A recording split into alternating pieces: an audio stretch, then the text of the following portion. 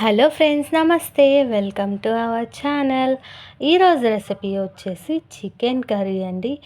మన ఛానల్లో చాలా రకాల చికెన్ కర్రీస్ వీడియోస్ చేసి పోస్ట్ చేశాను కదా, వాటికి భిన్నంగా ఉంటుందండి ఈ చికెన్ కర్రీ అనేది. టేస్ట్ అయితే చాలా బాగుంటుందండి. పీసెస్ కూడా చాలా జ్యూసీగా అండ్ గ్రేవీ వచ్చేసి థిక్ గ్రేవీతో చాలా బాగుంటుంది చికెన్. సో ఇంకా లేట్ చేయకుండా మనం వీడియోని స్టార్ట్ చేసేద్దాం. ముందుగా వచ్చేసి ఇక్కడ చికెన్ వచ్చేసి నేను ఒక 1/2 kg చికెన్ తీసుకున్నానండి. స్కిన్లెస్ అన్నమాట. శుభ్రంగా కడిగి తీసుకున్నాను. ఇప్పుడు ఇందులోకి నేను 1 స్పూన్ వరకు కారం, అలాగే 1 స్పూన్ వరకు సాల్ట్ వేసుకుంటున్నాను. కొద్దిగా పసుపు, అలాగే ఫ్రెష్గా దంచి పెట్టుకున్న అల్లం వెల్లుల్లి పేస్ట్ వేస్తున్నానండి. మీరు అల్లం వెల్లుల్లి పేస్ట్ కుదిరితే ఇలా ఫ్రెష్గా దంచి వేసుకోండి, టేస్ట్ అనేది బాగుంటుందన్నమాట. అలాగే 1 టేబుల్ స్పూన్ వరకు నూనె వేసుకొని చికెన్ని మనం మంచిగా మ్యాగ్నేట్ చేసుకోవాలి. ఇలా మొత్తం మిక్స్ చేసేసి ఒక 1/2 అవర్ పక్కన పెట్టేసుకోండి. 1/2 అవర్ కుదిరితే చేసుకోండి, లేదంటే ఇలా వెంటనే కూడా చేసుకోవచ్చు. నేనైతే ఒక 1/2 అవర్ పక్కన పెట్టాను. ఇప్పుడు స్టవ్ ఆన్ చేసుకొని ఒక కుక్కర్ పెట్టుకోండి. చికెన్ వచ్చేసి నేను కుక్కర్లో చేస్తున్నానండి, తొందరగా అయిపోతుందని. సో ఇలా ఇందులోకి 1 టేబుల్ స్పూన్ వరకు ఆయిల్ వేసుకోవాలి. అలాగే కొద్దిగా షాజీరా వేసుకున్నాను. అలాగే ఇందులోకి ఒక 3 మీడియం సైజ్ ఆనియన్స్ని ఇలా కట్ చేసి వేసుకున్నాను. అలాగే ఒక 2 టమాటాలని ఇలా కట్ చేసి వేసుకున్నానండి. కొన్ని జీడిపప్పు పలుకులు, అలాగే ఒక పచ్చిమిర్చిని ఇలా తుంచి వేసుకున్నాను. ఇవన్నీ వేసుకొని ఆయిల్లో కొంచెం ఒక హాఫ్ కుక్ అయ్యేంత వరకు మనం కుక్ చేసుకోవాలి. ఇలా మూత పెట్టేసి నేను ఒక 2 మినిట్స్ అలా వదిలేసాను అనమాట. 2 మినిట్స్ తర్వాత చూపిస్తున్నాను చూడండి. టమాటా, ఆనియన్స్ అనేవి మంచిగా మగ్గిపోయాయి కదా. ఇంకా ఈ స్టేజ్లో మనం ఈ మిశ్రమాన్ని ఒక ప్లేట్లోకి తీసుకొని పక్కన పెట్టుకోవాలి. ఇది కంప్లీట్గా చల్లారిన తర్వాత దీన్ని మనం గ్రైండ్ చేసుకోవాలన్నమాట. సో ఇక నేను వచ్చేసి ఒక ప్లేట్లోకి తీసేసుకుంటున్నాను.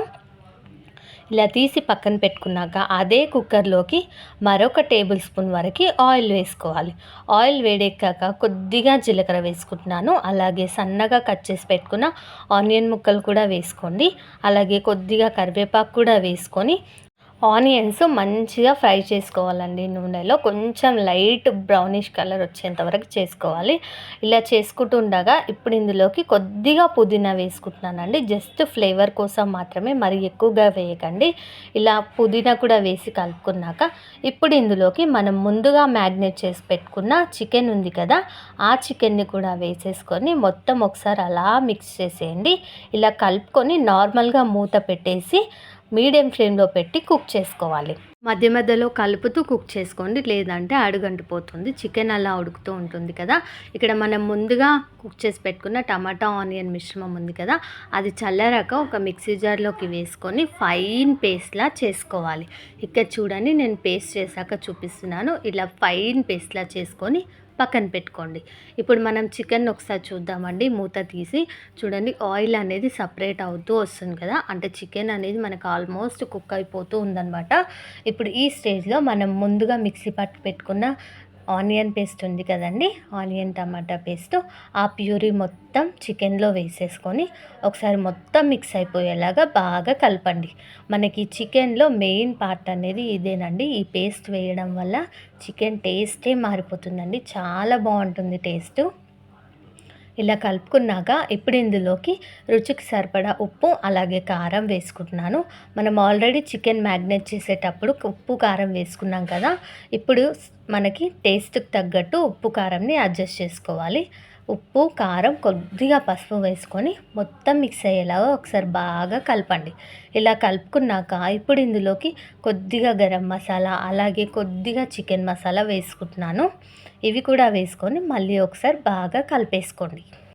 ఇలా కలుపుకున్నాక ఇప్పుడు ఇందులోకి మనం గ్రేవీ కోసం కొద్దిగా వాటర్ వేసుకుంటున్నానండి. మీరు గ్రేవీ ఎక్కువ కావాలనుకుంటే కొంచెం ఎక్కువ వాటర్ వేసుకోండి. మనం కుక్కర్లో చేస్తున్నాం కాబట్టి మరి ఎక్కువగా వాటర్ ఏమీ పట్టదు.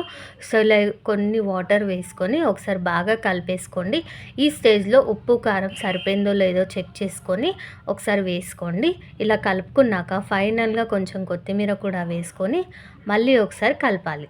ఇలా కలుపుకున్నాక కుక్కర్ మూత పెట్టేసేయాలండి. కుక్కర్ మూత పెట్టుకొని ఒక 3 to 4 విజిల్స్ వచ్చేంత వరకు మనం కుక్ చేసుకోవాలి.